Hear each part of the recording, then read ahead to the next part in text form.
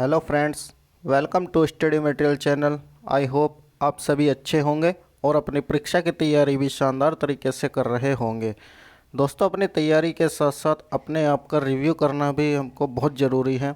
तो चलिए, आज इस 10 मिनट के वीडियो में हम ऐसे प्रश्न का अध्ययन करेंगे जो हाल ही में परीक्षा में पूछे गए हैं। साथियों, इस 10 मिनट के वीडियो में हम 15 प्रश्न का अध्ययन करेंगे तथा साथ ही साथ उस प्रश्न से संबंधित इम्पोर्टेंट फैक्ट भी जानेंगे। तो अगर आप इस चैनल पर नए हो तो प्लीज़ चैनल को सब्सक्राइब कीजिए।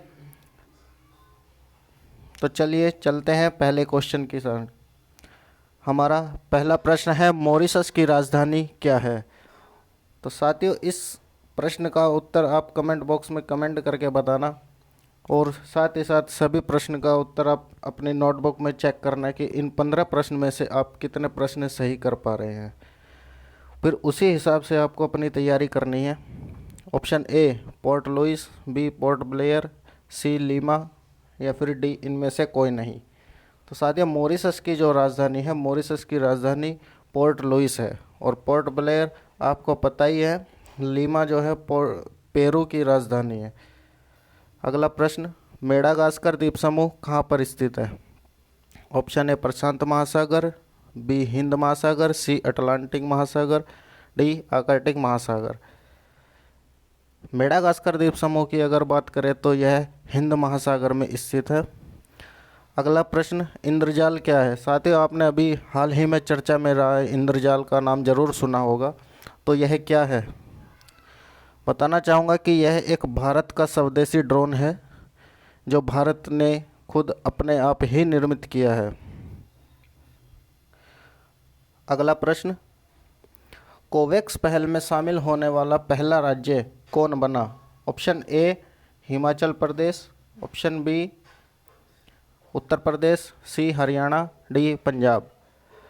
कोवैक्स पहल में शामिल होने वाला पहला राज्य पंजाब है।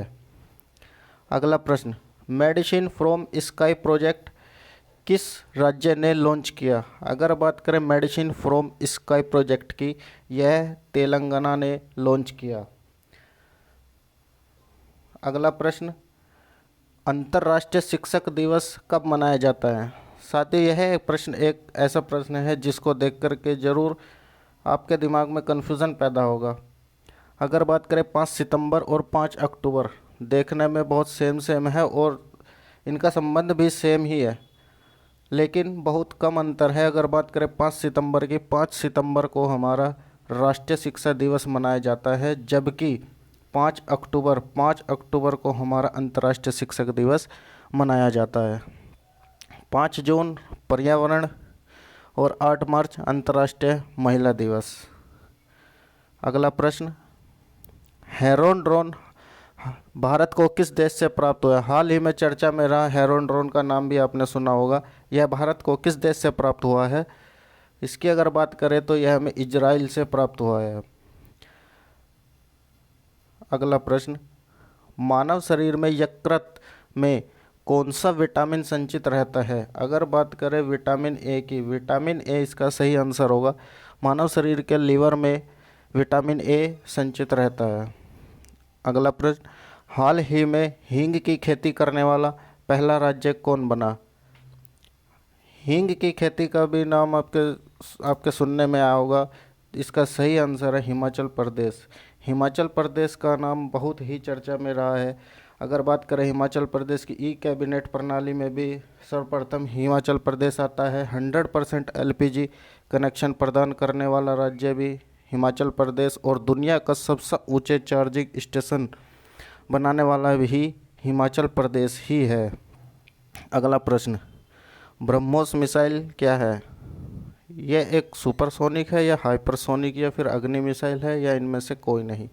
अगर बात करें ब्रह्मोस मिसाइल की, ब्रह्मोस मिसाइल एक हाइपरसोनिक, जिसको क्रूज मिसाइल भी कहा जाता है, हाइपरसोनिक मिसाइल है। अगला प्रश्न, मालाबार युद्ध अभ्यास भारत और किन देशों के बीच हुआ? यह एक बहुत महत्वपूर्ण प्रश्न है।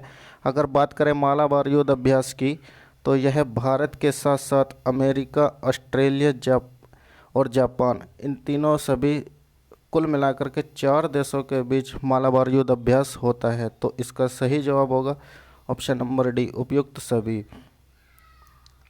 अगला प्रश्न, प्रोजेक्ट बोल्ड भी अभी चर्चा में रहा है, जिसका संबंध बांस से है।